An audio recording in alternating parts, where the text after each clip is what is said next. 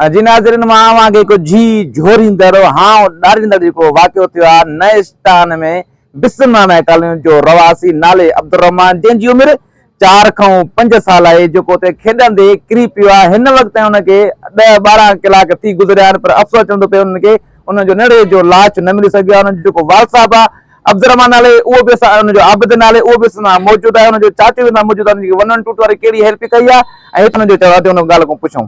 रहमान sir Abdurrahman वलद Abid Hussain असां बिस्मिल्लाह colony रवासी आहियूं नए स्टान जे भरिसां।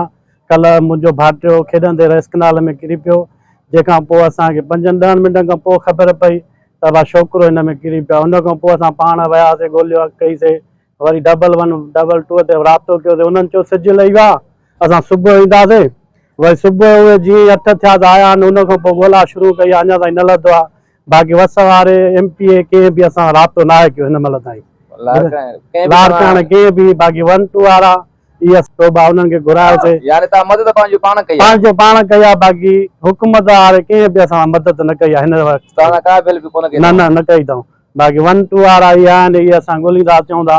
हिन महिल चांदका पुल ते पहुता आहियूं उतां खां वठी स्टान खां वठी अञा ताईं छोकिरे लाश न आहे लधो। जीअं बि भाउ खे मिले कंहिंखे बि त हिन मीडिया ज़रिए असांखे इतला करे असां ॾाढा परेशान आहियूं। फोन नंबर को असांजो फोन नंबर आहे 031 338 55952। जीअं त हुनजी तव्हां चाचे जी ॻाल्हि ॿुधी त हिन वक़्तु असांजे घर में कुरहमत अलाई असां जेके लारकाना जेके नुमाइंदा आहिनि MP हुजे MNA हुजे जेके वसारा उन्हनि बि असां का हेल्प कोन कई मदद कोन कई। असां पंहिंजी मदद पाण करे पंहिंजे भाइटे जी पंहिंजे निड़ जी ॻोल्हा जारी करे हिन जेको नंबर हिन नंबर ते का कंहिंखे बि अचे बड़ा महिरबानी करे हुननि खे इतलाह करे जो हुननि खे पंहिंजो लाश मिली सघे। मुंहिंजी सिंध सां गॾु आयो लाल अब्दुर्रहमान तुंहिंजो जी।